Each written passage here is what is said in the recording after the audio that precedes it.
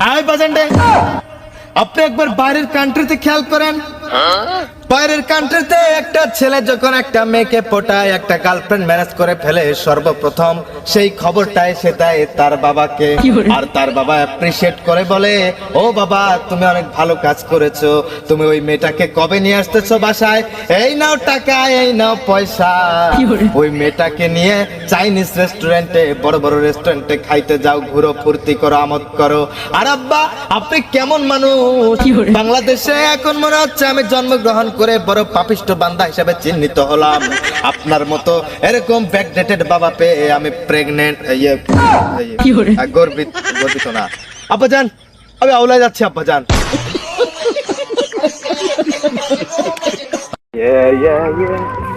আব্বাজান আসসালামু আলাইকুম। ওয়ালাইকুম আসসালাম। আব্বাজান আপনি কোথায় যাচ্ছেন আর কেমন আছেন?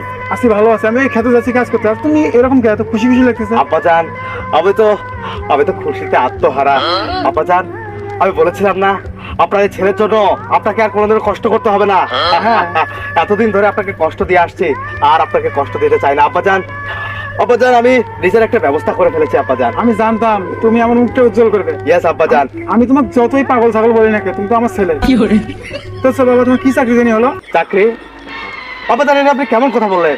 আর চাকরি, একটা ছেলে মানুষ যদি চাকরি পায় সেজন্য কি তার বাবা মায়ের মুখ উজ্জ্বল হয়? আর মুখ উজ্জ্বল হয় বিভিন্ন কারণে।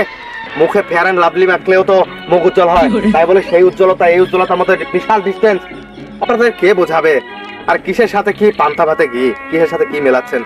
আব্বাজান তাহলে এত খুশি কে, কি হয়েছে? আব্বাজান আমি একটা মেয়ে পটিয়েছি।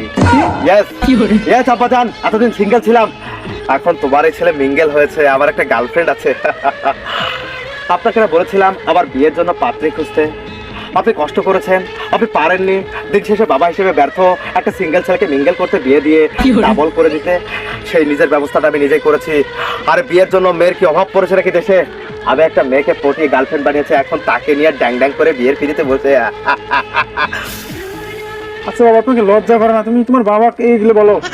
আব্বাজান কিসের লজ্জা? আপনার লজ্জা করে না বাবা হিসাবে? আপনি যে একটা ছেলেকে বিয়ে দিতে পারেন না, হ্যাঁ? আপনার কি লজ্জা লাগে না? লজ্জা, হ্যাঁ লজ্জা। এ লজ্জা কার? এ লজ্জা কার? আর আপনি আমার প্রাপ্তবয়স্ক হয়েছে তারপরে বিয়ে দিচ্ছেন না।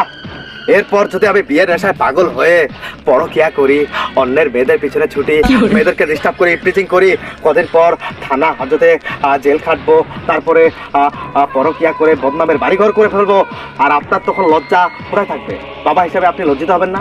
হ্যাঁ, বিয়ে দেন না আবার বড় বড় লেকচার। হ্যাঁ আচ্ছা বাবা, সেটা তো বড় কথা নয়। তুমি গার্লফ্রেন্ড পড়েছে, এটা বাপের একটু বলে আমি তোমার বাবা না? তো আর এটা বলেছি তো কি আছে?